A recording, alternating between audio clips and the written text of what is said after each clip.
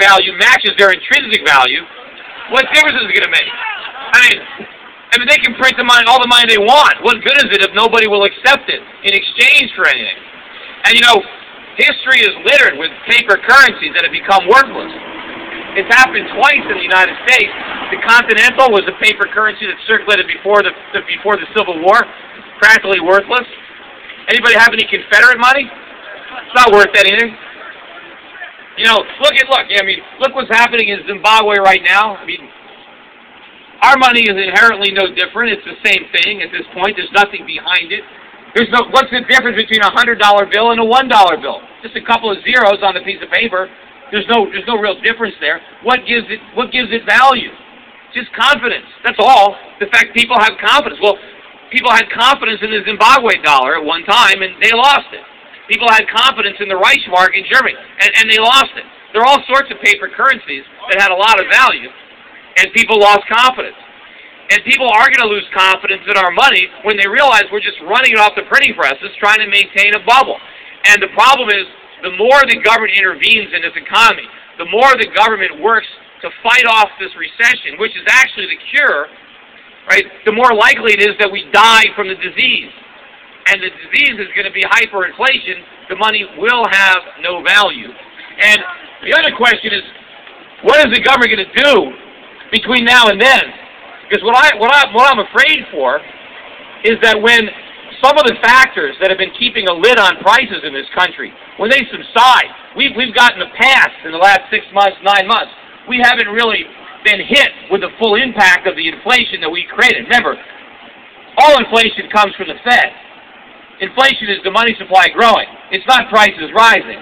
Prices rise as a consequence of inflation, but they don't necessarily rise right away. There's a lag. And what's happened is the Fed's created a lot of inflation, but a lot of people don't see it because we've kind of been subsidized. We had a rally in the dollar, so even though we printed more money, the money actually gained value, and prices went down. Commodity prices fell. A lot of leveraged players had to liquidate their positions, and a lot of companies are going bankrupt. They're selling their inventory. They're slashing their prices. This is all one-time stuff. Once all these companies go out of business or they pare back their inventory, once all the leveraged speculators are flushed out of the commodity markets, and once the dollar resumes its downtrend, which it will, maybe it's already done that, prices in this country are going to start to go up very rapidly. And it was one thing, when people were paying $4 a gallon for gasoline when they still had jobs and a lot of home equity. It's another thing when the home equity is gone and your job is gone and gas is $4 a gallon. But it's not going to stop there. And it's not just gas. It's food. It's all sorts of prices that are going to spiral out of control because of the Fed. And what's the government likely to do? Well, we're repeating all the mistakes of the 1930s, so my guess is we're going to throw in some of the mistakes of the 1970s, and we're going to have price controls. Rather than getting to the root cause of the inflation, the government is going to look to try to deal with the consequences. They're going to see prices going up, and they're going to try to control them. They're going to try to put price controls on energy products, on food products. And what is that going to lead to? It's going to lead to shortages. It's going to lead to black markets. It's going to lead to civil unrest. It's not going to lead to organized demonstrations like this. It's more likely to lead to rioting. And that's unfortunately what we've got coming. That is where the Pied Pipers at the Fed have led us down this primrose path. I know that we've got this bill now that Ron Paul has introduced that has a lot of sponsors to at least audit the Fed. Yeah.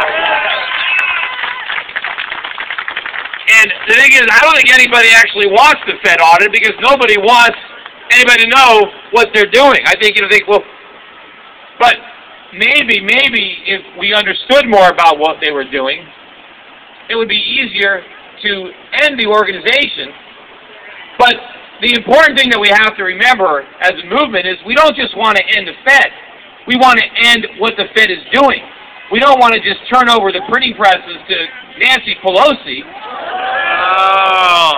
So it's not simply the concept of an independent central bank. I mean, if the Fed was independent, it would be better. The problem is it's no longer independent. It's been corrupted. It's now a puppet of politicians, and they're just politicians with printing presses, and they do the bidding of the government. Instead of taking the punch bowl away, they just keep spiking it. So we have to oppose the entire concept of the government just printing paper money that has no backing. We need to go back to the monetary system that worked and that made us a great nation. And I know the world is going to abandon the dollar. There's no question in my mind that the world is going to do that. So we should try to do something preemptively. People talk about the dollar being the world's reserve currency, and that's one of the reasons we've been able to get away with all this, because we've been printing all this money, and the rest of the world has been socking it away. It's like we're writing all these checks and no one has cashed them yet. Well, they're going to try to cash them soon, because the only reason that the dollar became the world's reserve currency is because it was backed by gold. It was redeemable in gold. The world was on a gold standard prior to Bretton Woods. Every currency in the world was backed by gold. Of course, why would anybody accept it if it wasn't backed by gold? It was just paper. But what we told the world was, hey, America, we've got all the gold. America had all the gold. And how did we get all the gold? We exported products to everybody, and they paid us in gold because that's what they had. So because we produced so much, because we saved so much, we became so rich that we had all the gold. And we told the world, why don't you go to a dollar standard? That way you can hold dollars as reserve, because the dollar's backed by gold. Whenever you want your gold, we'll give it to you. And so we got the world to trust us, and then as soon as they trusted us, we screwed them. Right? We went off, we closed the gold window, because the minute we got the world to take our paper, then we had the Lyndon Johnson, we had the Great Society, we had the War on Poverty, we went to the moon. We did all kinds of guns and butter programs because we didn't have to pay for them, because we got the French, and we got the Germans, we got the Japanese to take our paper. Well, when we closed the gold window, the dollar lost about 2/3 of its value, but for some reason, it still functioned as the reserve currency. But why? I mean, why would the British back the pound with dollars when the dollar's backed by nothing? What's the difference? They might as well have no reserves at all. How can you back one currency that's backed by nothing with another currency? So the world is going to figure that out. And the reason the global economy is in such turmoil right now is because of this system. The reason the world is in trouble is because they loaned us trillions of dollars, and they're just finding out that we're not good for it. We can't pay it back. It was all a house of cards. But we never could have had these massive global economic imbalances if we had the discipline of a gold standard. And unfortunately, if we don't discipline ourselves, we're going to be disciplined by our creditors. And when they force these reforms upon us, it's going to be a much more painful adjustment. Anyway, I know I've been speaking for a while, so hopefully we can do something. We could do something to educate American citizens, educate our politicians, and let people know, because there is a massive attack on right now on free market capitalism, on liberty, because the politicians and the bankers are blaming this crisis on the free market and saying that the solution is that we have more government. And the amazing thing is the Federal Reserve created this mess, and what is Washington's solution? Give them more power. So what? They can do even more damage? Like they didn't do enough damage already with the power they had? So we have to let people know that this country is in trouble not because of a lack of regulation, but because of excess regulation. And because of the way the government distorts the market and influences decision-making and causes people to take risks that they otherwise wouldn't take, causes businesses to act in ways that they otherwise wouldn't act. And so it's not market forces, but government edicts that have gotten us into trouble.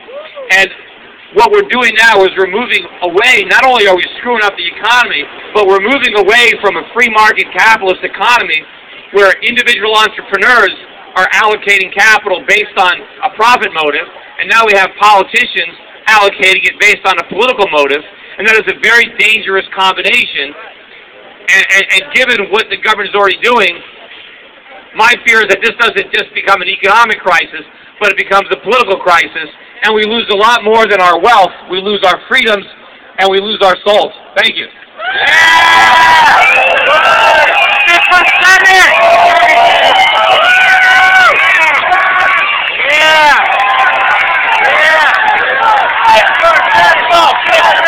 Come on, let's hear it for Peter Schiff! Yeah!